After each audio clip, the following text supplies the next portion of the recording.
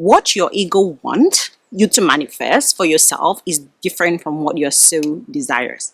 And if you don't understand the difference between your soul and your ego's desire, you're going to spend so much time trying to manifest things that are not really going to make you happy.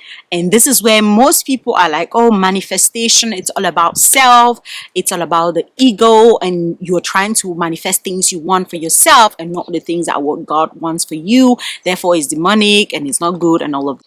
Let's address that. First of all, if you want to fully understand this, you want to understand that everything that exists has its duality, has polarity, right? There's always a flip side to everything. And that is the same with every desire that you have. Every desire that you have comes from two places, which these two places are your two natures. And these two natures dwells together. When you understand them clearly and integrate them both, you do what we call you hold duality in your identity. So there's the ego's desire. And what is the ego? The ego is the part of you that identify itself with the construct of the mind, right? It's literally your sense of self, who you believe you are and what you believe you are. And this could be what you've constructed as a result of what you were told you are, your name, your trauma, your past, the belief, the information that you believe that you are.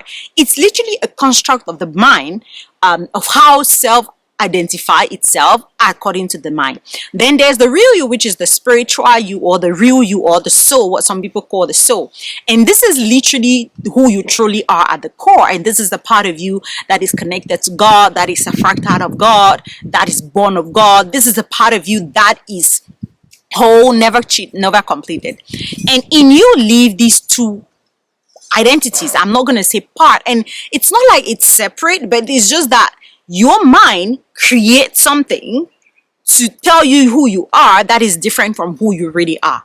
And as a result, there's this dual identity that lives in you. And this dual identity have their own desires. They have their own things that they want for yourself. But this second one, which is like the ego, is literally a false you, because it's you that has been constructed. But there's a reason why it exists. And then the real you is the real you, which is you, the soul, and it is who really gives meaning to you. So they both want different things for you. And why is this so? This is because your ego, because it's what is constructed, and your sense of self that allow you to navigate this world, it probably has been wounded in the past through some trauma, some pain, some past experiences.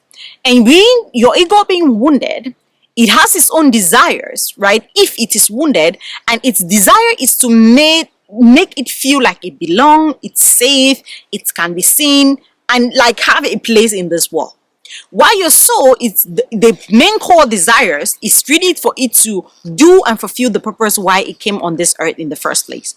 So in order to understand the distinction between these two, you want to first understand that your soul will want what it wants and your ego will want what you want, until you have integrated your ego and you work with both parts of yourself so much until you know the difference. It's almost like because your soul, for example, is like what we call our intuition, that just knowing on the inside.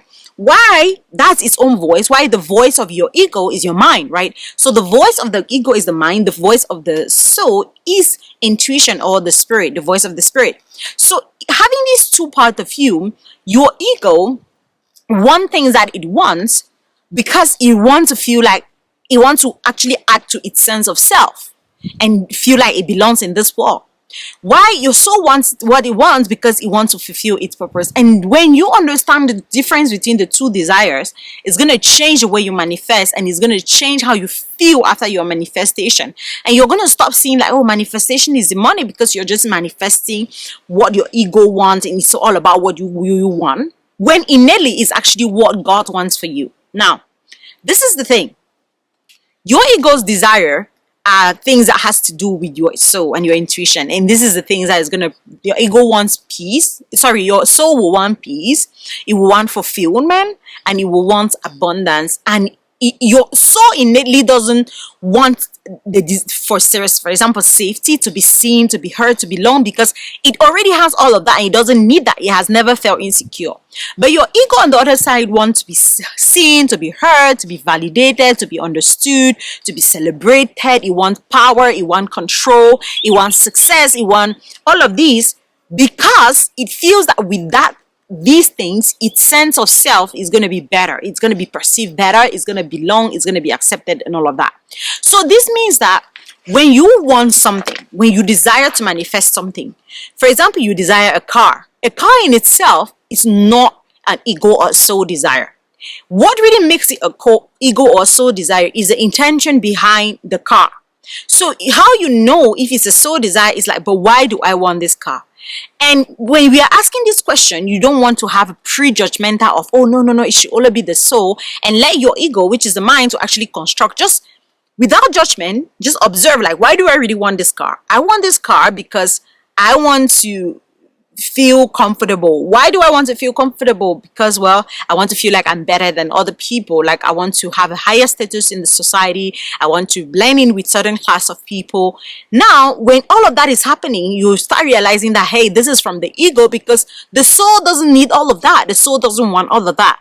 But if it's like, okay, I want this car. Why do we need this car? Well, I need this car because I need to travel, go long distance, to go and serve the people that I'm here to serve and make live and maybe speak at events or host events, or I need to go to muddy roads, to villages like mine like this, to actually go to a run project. Now that is a soul desire.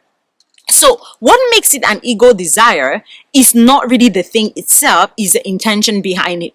If the intention of the thing is to actually fulfill your purpose, is to give you peace, fulfillment, calm, it is probably from the soul. But when it's to seek validation, control, a sense of belonging, safety, it is the ego, because it's the part of self that feels like it is not belonging in war, and that it has to fight its place.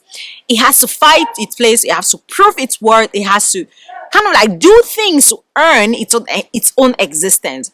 So that is the understanding of the ego desire. So next time you want to understand or manifest something, you want to ask yourself, is this desire from my ego or is this desire from my soul? Because whatever you are manifesting, it's either from these two places. And if it's from your soul, it is from God. It is from God because it's going to be in the higher service of God for all.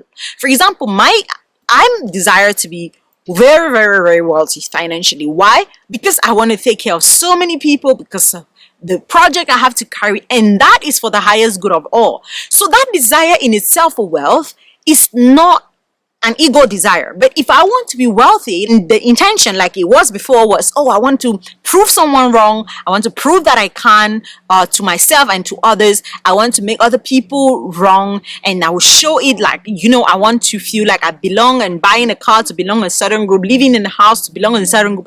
Then you realize that all of that is driven by the ego, and anything that is driven by the ego is not going to fulfill the soul. So it's not like any of your desire is not bad.